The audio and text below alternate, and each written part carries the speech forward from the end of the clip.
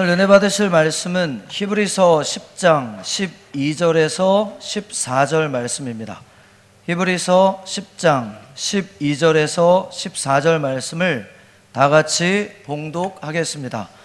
오직 그리스도는 죄를 위하여 한 영원한 제사를 드리시고 하나님 우편에 앉으사 그 후에 자기 원수들을 자기 발등상이 되게 하실 때까지 기다리시나니 그가 거룩하게 된 자들을 한 번의 제사로 영원히 온전하게 하셨느니라. 아멘. 믿음의 고백하겠습니다. 예수님 안에서 나는 언제나 행복합니다. 예수님과 함께 기쁘고 즐겁게 삽니다. 이렇게 사는 우리 모두가 되기를 예수님의 이름으로 축원합니다. 저는 오늘 함께 읽은 말씀을 중심으로 예배드림이 기쁨 됩니다. 따라합시다. 예배드림이 기쁨 됩니다. 여튼 제목으로 하나님 말씀을 나누고자 합니다. 여러분 사랑에 빠져본 적이 있습니까? 그를 본 순간 갑자기 종소리가 들리고 눈동자에 하트가 그려진 적이 있습니까? 그와 함께 있으면 밥을 안 먹어도 배가 고프지 않고 언제 이렇게 시간이 지나나 놀란 그 같은 경험이 있습니까? 그렇게 사랑에 빠진 대상이 남녀간일 수도 있고 부모와 자식간일 수도 있고 멋들어진 우정일 수도 있을 거예요. 그런데 이처럼 내가 누군가를 사랑하게 될 때 나타나는 한 가지의 공통점이 있습니다. 그와 함께 하고 싶어하는 마음이 아니겠어요? 내가 누군가를 사랑한다는 것을 무엇으로 확인할 수가 있겠습니까? 간단합니다. 내가 내 남편을 사랑하는지, 아내를 사랑하는지, 내 연인을 사랑하는지, 내 자녀를 사랑하는지, 내 부모를 사랑하는지 어떻게 확인할 수가 있겠습니까? 내가 그와 함께 있고 싶으면 사랑하는 것이고, 그와 함께하고 싶은 마음이 없으면 사랑에 문제가 있다는 것이 아니겠어요? 저는 여러분들이 예수님 믿으면서 멋진 사랑을 하기를 원합니다. 사랑하는 내 가족과 이웃과 멋진 사랑을 나누어서 함께하는 것이 즐거움 되기를 예수님의 이름으로 축원합니다. 그런데 여러분이 예수님을 나의 구주로 믿습니까? 예수님이 나를 사랑하심을 믿습니까?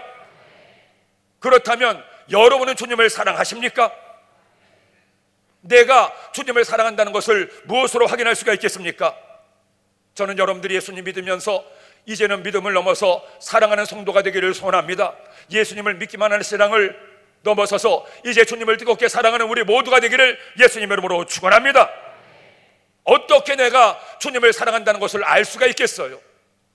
간단합니다. 내가 주님과 함께 있고 싶어하면 그것이 바로 주님과 사랑에 빠진 증거가 아니겠습니까? 그렇다면 어떻게 내가 주님과 함께 할 수가 있습니까? 내가 주님을 사랑해서 주님과 함께 하고 싶은데 어떤 방법으로 주님과 함께 할 수가 있습니까? 바로 예배야말로 주님과 함께하는 최적의 데이트인 줄로 믿습니다. 이처럼 주의 전에 나와서 주님을 생각만 해도 너무나 감사해서 내 눈에서 눈물이 주르륵 날 때, 고단하고 지친 인생길 살다가 주일날 이처럼 주께는 하나님을 예배하다 보면 나도 모르게 하나님의 말씀이 내 귀에 들리고 나도 모르게 주님의 은혜가 나에게 임해서 주님 너무너무 감사합니다. 지금 나와 함께 하시니 고맙습니다. 저를 사랑하시니 감사합니다.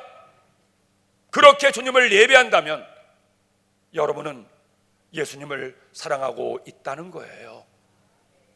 그러나 그렇지 않고 안 나오면 찜찜해서 그저 습관적으로 교회 나와 하나님을 예배하고 있다면 우리의 사랑에는 문제가 있다는 것이죠.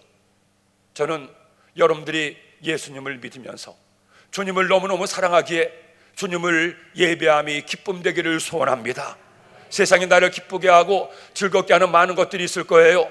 마시는 음식도 나를 즐겁게 하고 많은 돈도 나의 마음을 평안하게 할 수가 있을 겁니다. 하지만 세상의 그 어떤 즐거움보다도 먼저 주님을 사랑해서 주님을 예배하는 것이 나의 기쁨이 된다면 하나님은 그런 여러분을 보시고 얼마나 귀하게 여기시고 얼마나 기뻐하시며 하나님 은혜를 더하여 주시겠습니까?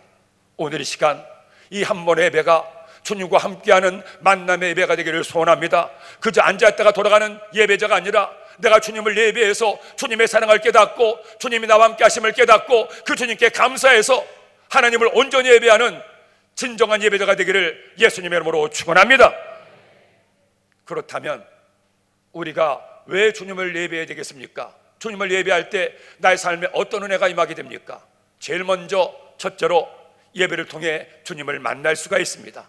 여러분, 하나님께서 이 세상 모든 만물을 창조하셨죠.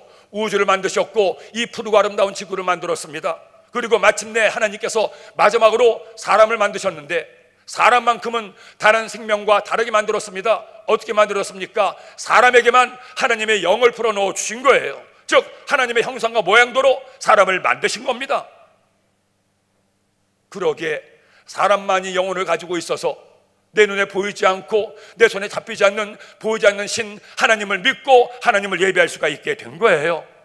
왜 하나님께서 이처럼 사람에게만 하나님의 영을 풀어놓으셨습니까?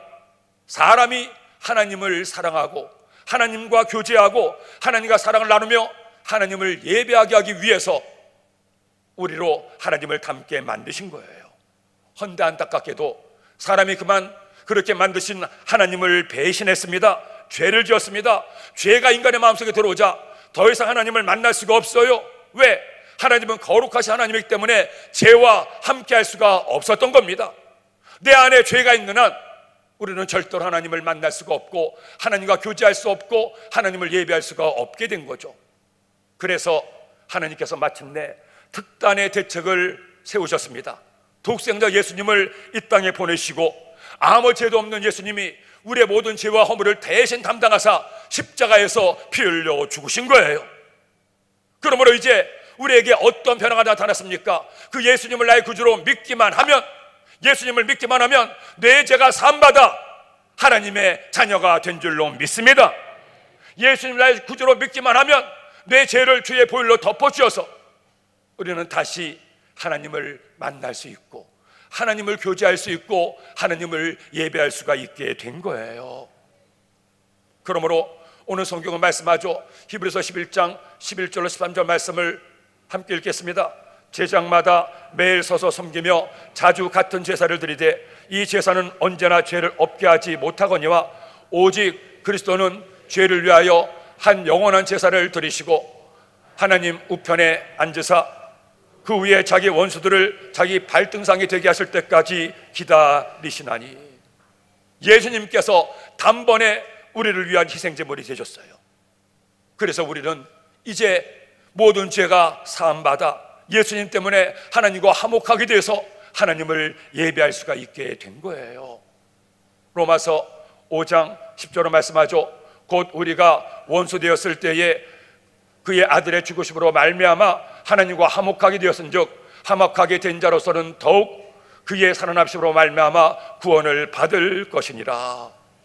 죄 때문에 하나님과 원수되었던 우리가 예수님의 보혈 덕분에 죄 사함받아 하나님과 화목하게 되고 하나님을 만날 수 있게 되고 하나님을 예배할 수 있게 된 거예요.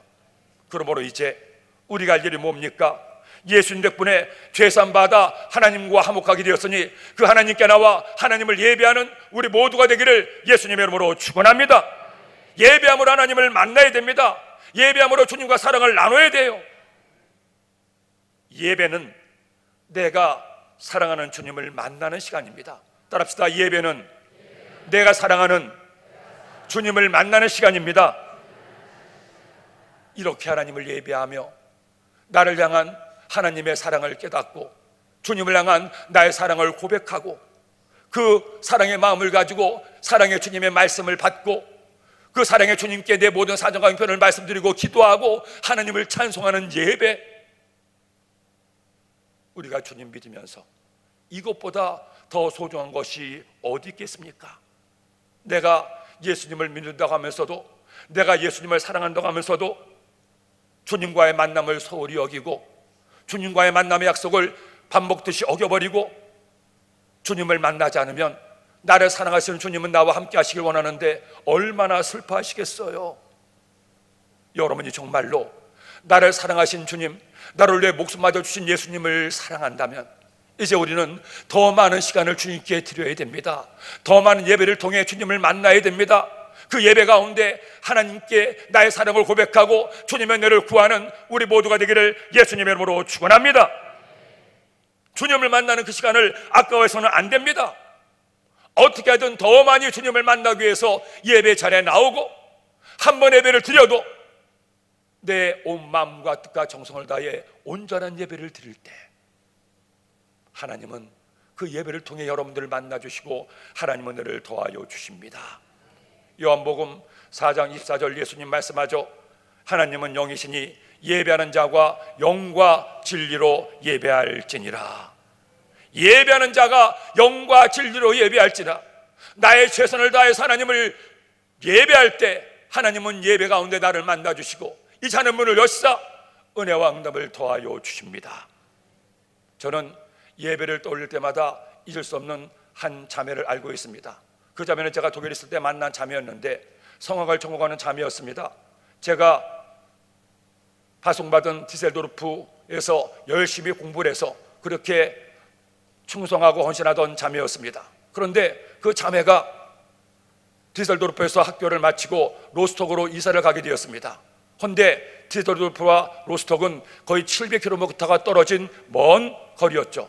그래서 이제 다시는 교회에 못 올 줄로 알고 가는 그 자매를 위해서 간절히 축복기도 해줬습니다. 하나님 로스톡 가서도 자매가 열심히 공부하게 하시고 학위를 잘 마치게 하시고 그리고 밑에 생활 잘하게 하여 주옵소서.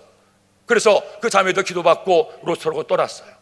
그런데 한 달쯤 있었을 때 그 자매가 주일날 예배를 때 보니까 자리에 앉아 있는 겁니다. 그래서 무슨 일이 있어서 그 일을 해결하기 위해서 왔나 보다 생각을 했죠.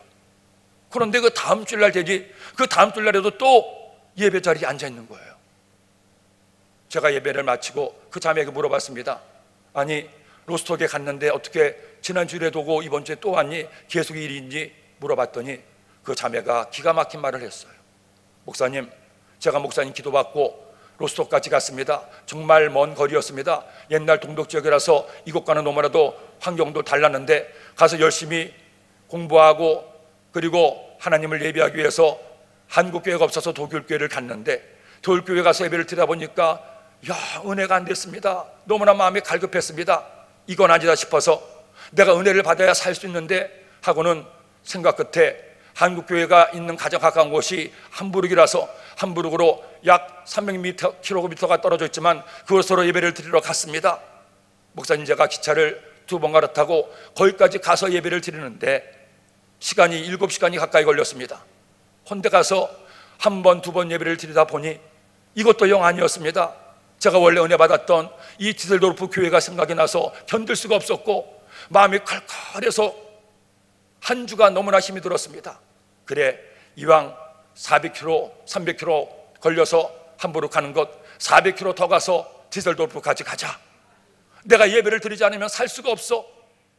목사님, 제가 마음 먹고 그때부터 결심하고 이렇게 이곳까지 오게 되었습니다. 기차를 4번 갈아타서 12시간 걸리는데 12시간 동안 기차를 타고 오면서 내내 주님을 만날 생각을 하니 얼마나 설레는지요. 이전에 디셀도르프에 있을 때는 불과 몇 킬로밖에 안 떨어져서 교회를 늦기도 하고 또 예배를 까먹기도 했는데 이제는 700km를 12시간에 걸려서 오다 보니요, 목사님, 얼마나 주님 은혜가 사모되는지 모릅니다. 주님 만날 생각만 해도 너무나 기분이 좋습니다.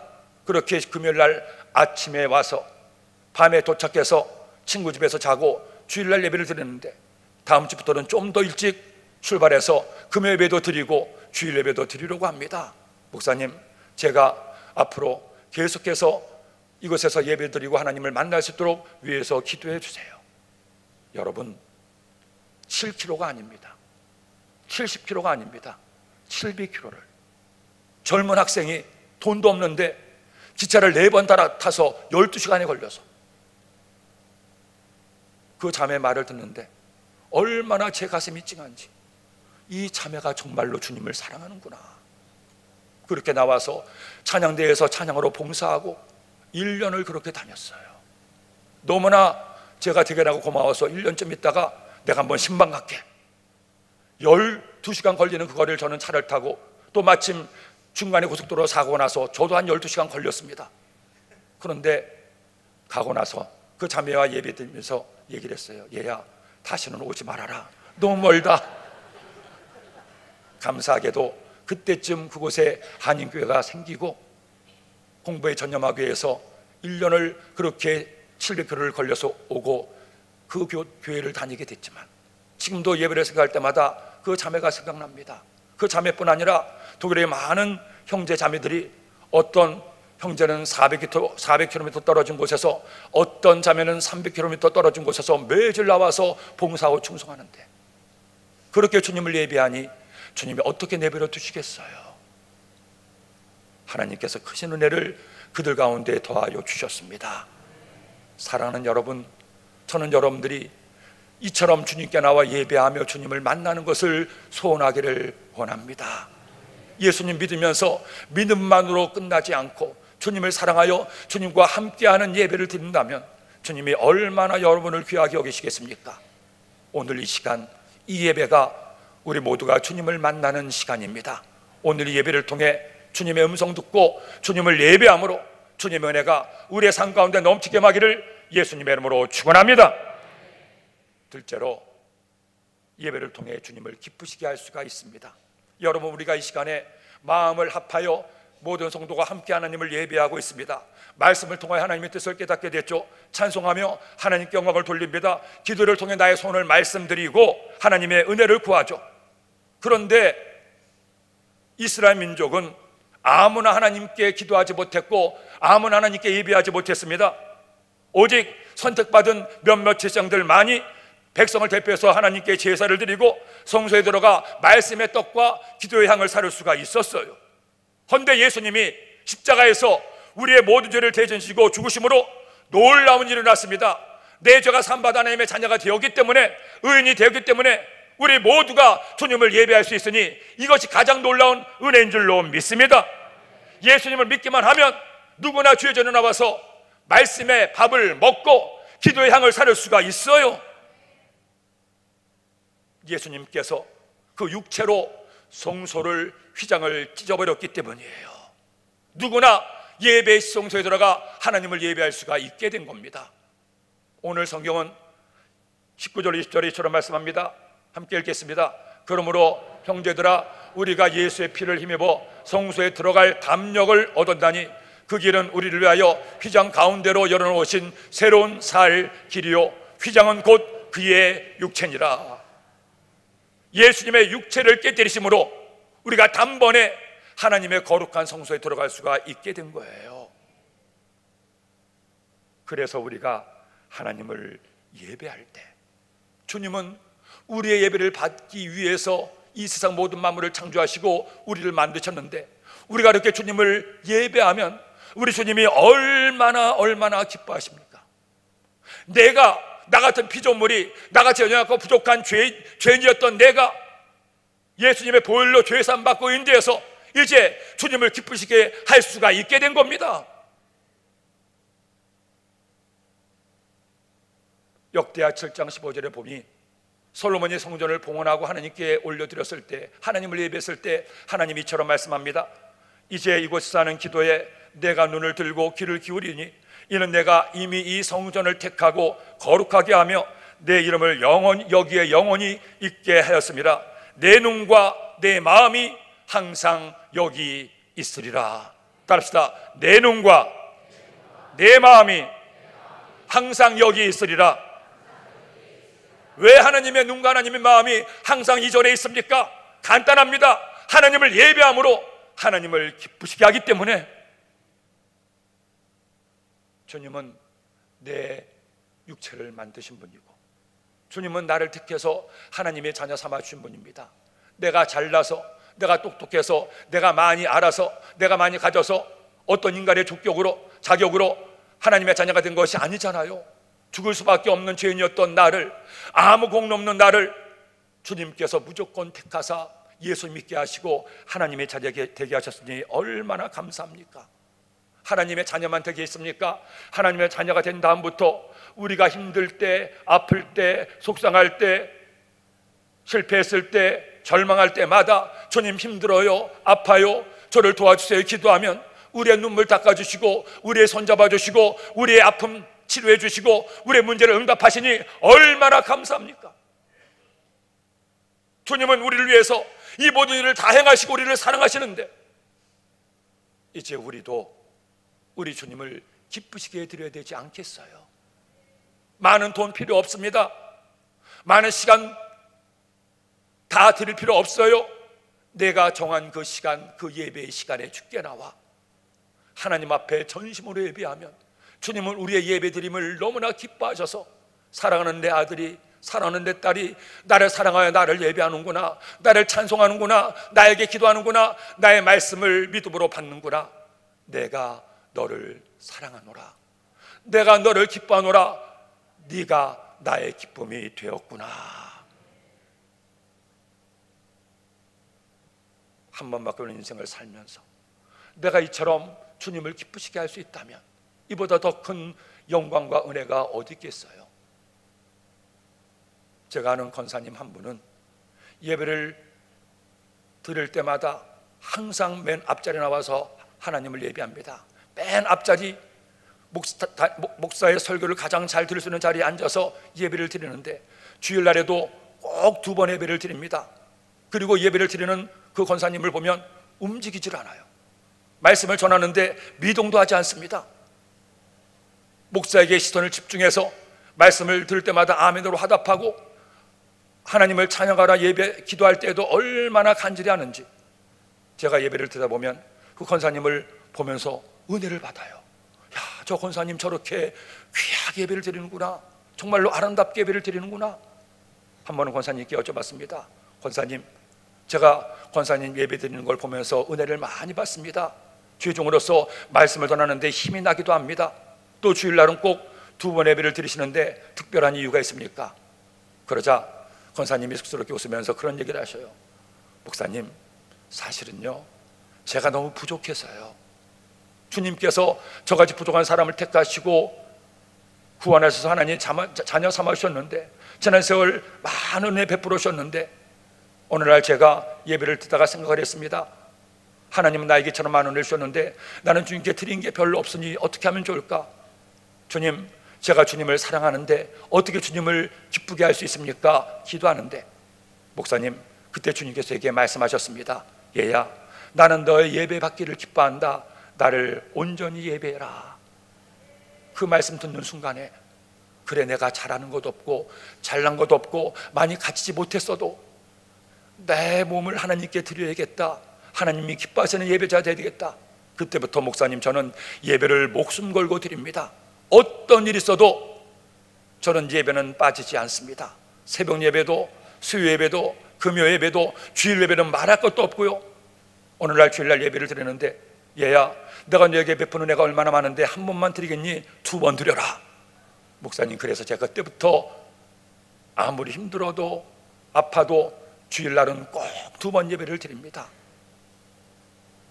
그분을 섬기면서 쭉 볼 때 모든 교회 예배를 빠진 적이 없어요. 병원에 입원하지 않은 이상, 아니 어느 때는 입원해서도 주일날은 외출 허락받고 예배를 드리고 다시 병원에 가는 권사님을 보면서 제가 큰 은혜를 받았던 적이 있어요. 목사인 제가 봐도 그분의 예배드림이 그처럼 기쁨이 되는데 하나님께서 보실 때 얼마나 그분의 예배를 기뻐하시겠어요. 내가 천천의 수양을 드린다고, 내가 얼마나 많은 억만금의 헌금을 드린다고 하나님을 기쁘시게 할 수 있습니까? 하나님은 모든 것의 주인 되시는데, 그런데 하나님이 홀로 할 수 없는 것이 있습니다. 당신이 당신을 예배할 수 없잖아요. 헌데 우리가 하나님 앞에 전심으로 예배를 드린다면 그것이 주님을 기쁘시게 합니다. 주님이 기뻐하시게 되면, 나 때문에 기뻐하시게 되면 우리를 외면하시겠습니까? 모른 채 하시겠습니까? 저는 우리 강남 성전의 모든 성도님들이 주님을 기쁘시게 하는 예배자가 되기를 소원합니다.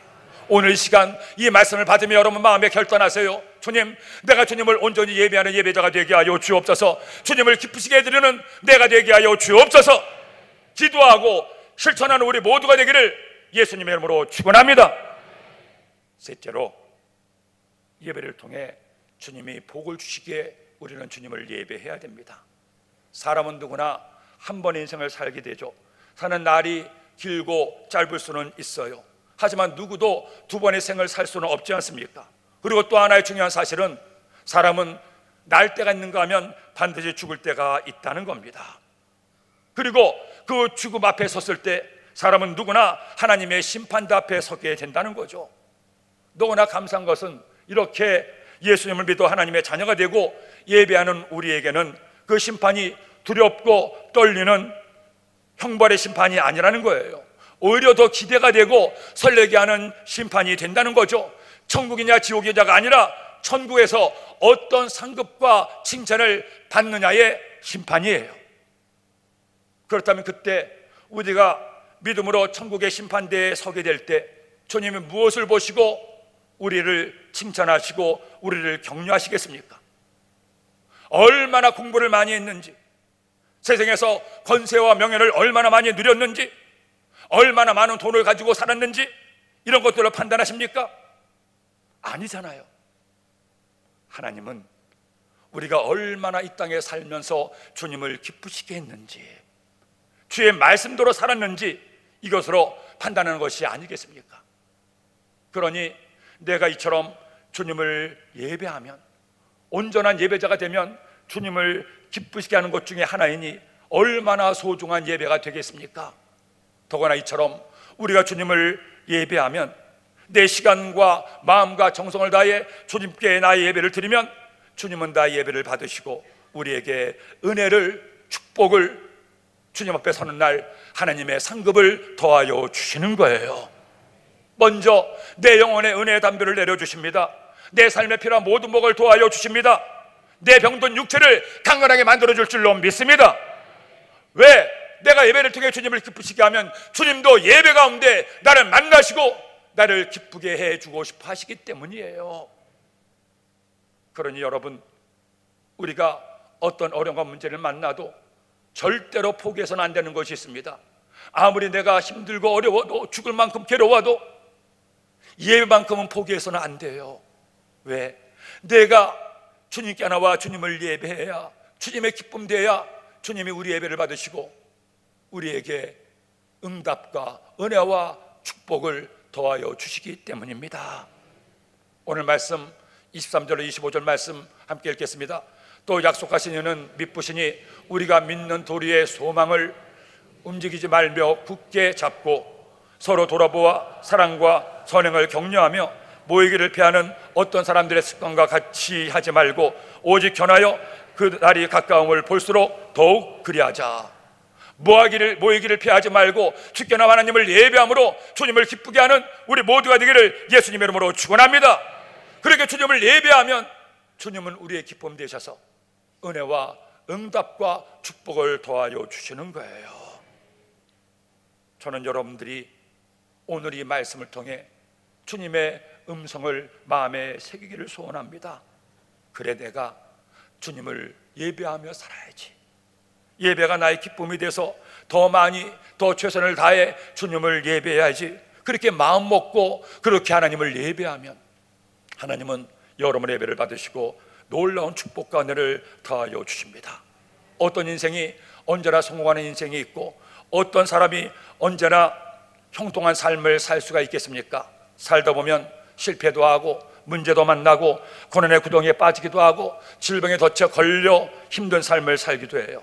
하지만 우리가 주님을 사랑해서 예배를 포기하지 않고 주께라 전심으로 하나님을 예배하면 하나님은 마침내 우리 예배를 받으시고 이런 은혜를 더하여 주십니다. 로마서 8장 28절은 우리에게 이처럼 말씀하죠. 함께 읽겠습니다. 우리가 알거니와 하나님을 사랑하는 자 곧 그의 뜻대로 부르심을 입은 자들에게는 모든 것이 합력하여 선을 이루느니라. 모든 것이 합력하여 선을 이루느니라. 어떤 사람에게? 하나님을 예배하는 사람에게. 장로님 한 분도 그렇게 모든 예배를 나와 하나님을 예배하시고 얼마나 아름답게 예배를 드리시는지 내가 그분의 예배 드림을 볼 때마다 큰 은혜가 되고 힘이 되기도 했습니다. 장로님께 한번 말씀을 드렸죠. 장로님, 열심히 예배를 드리는 모습이 저에게 큰 은혜가 됩니다. 그러자 그분이 그런 말씀을 하셔요. 목사님, 제가 저희 부모님께 물려받은 딱 한 가지가 있습니다. 돈을 물려받지 않고 집을 물려받지 않고 땅도 물려받지 못했지만 우리 부모님의 예배 드리는 모습을 물려받았습니다. 우리 부모님이 어릴 때부터 어린 저를 데리고 교회 나가서 항상 예배 앞자리에서 하나님을 예배하는데 하나님을 예배하는 그 모습이 어린 눈에도 너무너무 보기 좋았고 그래서 그런지 몰라도 하나님께서 우리 모든 가족들을 평안하게 하셨습니다. 그리고 아버지가 하시는 말씀이, 야 우리는 벌써 3대 너까지 4대째 예수님을 믿는 집안이란다. 우리의 선조들도 아무리 힘들고 어려워도 제일 먼저 하나님을 예배해서 복을 받았으니 너도 앞으로 아무리 나이를 먹어도 꼭 하나님을 예배하는 예배자가 되어라. 목사님, 아버지는 천국 가셨지만 아버님의 그 말씀은 지금도 저의 귀에 쟁쟁하게 들립니다. 저도 저희 아들에게 다른 얘기하지 않습니다. 그냥 제가 주님을 예배하고 주님을 섬기는 모습을 묵묵히 보여주기만 합니다. 다행히 저희 아이들도 그렇게 주님을 예배하고 주님을 사랑하니 얼마나 감사한지 모릅니다. 우리가 내 사랑하는 자녀들에게 무엇을 얼마나 많이 남겨줄 수가 있겠어요? 그것은 약이 될 수도 있지만 독이 될 수도 있습니다. 하지만 우리가 주님을 예배하는 아름다운 믿음의 유산을 물려준다면 주님이 그 예배하는 사랑하는 자녀들을 얼마나 기뻐하시고 그의 삶들을 인도해 주시겠습니까? 오늘 이 시간 이 말씀이 주님께서 내게 주시는 말씀이 되기를 소원합니다. 예배드림이 기쁨됩니다. 우리 모두 나의 예배를 통해 주님의 기쁨되고 예배를 통해 주님이 나를 기뻐하셔서 하나님의 은혜를 얻게 되기를 예수님의 이름으로 축원합니다. 축원합니다. 기도드립니다. 하나님 아버지, 감사합니다. 고맙습니다.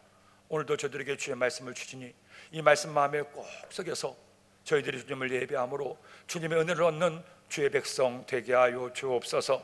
예수님의 이름으로 기도드립니다. 아멘.